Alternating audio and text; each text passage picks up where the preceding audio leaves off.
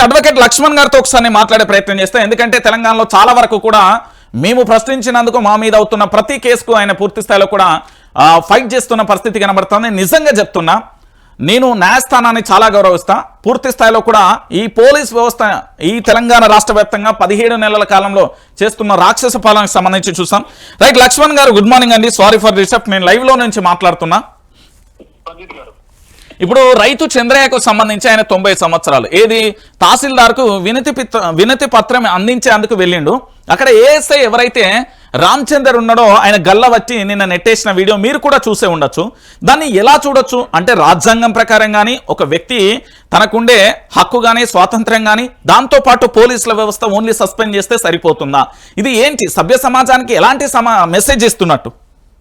అంటే ఇక్కడ క్లియర్ గా మనకు గత 2 years అంటే మోస్ట్ ఆఫ్ రేవంత్ రెడ్డి గారు అంటే ఆయన ముఖ్యమంత్రిగా ప్రమాణ స్వీకారం చేసిన రోజు నుంచి ఇప్పటి వరకు పోలీసుల అరాచకాలు, అంటే ఇల్లీగల్ యాక్ట్స్ కావచ్చు, ఇల్లీగల్ ఎఫ్ఐఆర్స్ కావచ్చు, ఇల్లీగల్ ప్రొవోకేషన్స్ కావచ్చు, వాళ్ళే క్రైమ్ చేసే పరిస్థితులు ఈ రోజు తెలంగాణలో మనం చూడాల్సిన దౌర్భాగ్య పరిస్థితులు మనం చూడడం అనేది నిజంగా చాలా విచారకరం, బాధాకరం రంజిత్ గారు.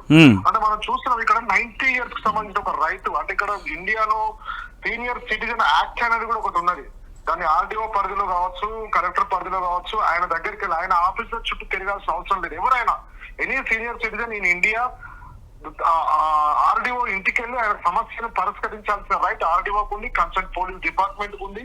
అదేవిధంగా ఇక్కడ ప్రస్తుతం దౌర్భాగ్య పరిస్థితిలో మన శాఖ అంటే హోం శాఖకి ప్రత్యేకంగా మినిస్టర్ లేకపోవడం కూడా ఇక్కడ చాలా అంటే మనకు ఇబ్బందికరమైన పరిస్థితులు మనకు కనబడుతున్నాయి.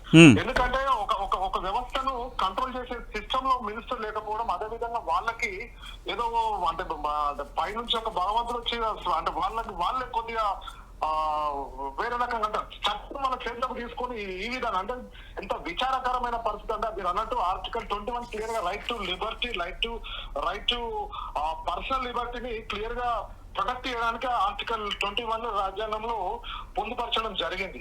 అంటే ఇక్కడ తన హక్కు కోసం తన ఆఫీస్కి వెళ్ళినప్పుడు ఈ విధంగా రిక్వెస్ట్ చేసి తీసుకెళ్లి పక్కన పెట్టాల్సిన పోలీసులు, అంటే ప్రొటెక్ట్ చేయాల్సిన పోలీసులు వాళ్ళే అటాక్ చేయడం అనేది నిజంగా ఆయన మీద సస్పెన్షన్ కాదని, ఆయన మీద క్రిమినల్ యాక్ట్ ప్రకారం అరెస్ట్ చేయాలి, ఎఫ్ఐఆర్ నమోదు చేయాలి, అదే విధంగా అటాక్ చేయాలి.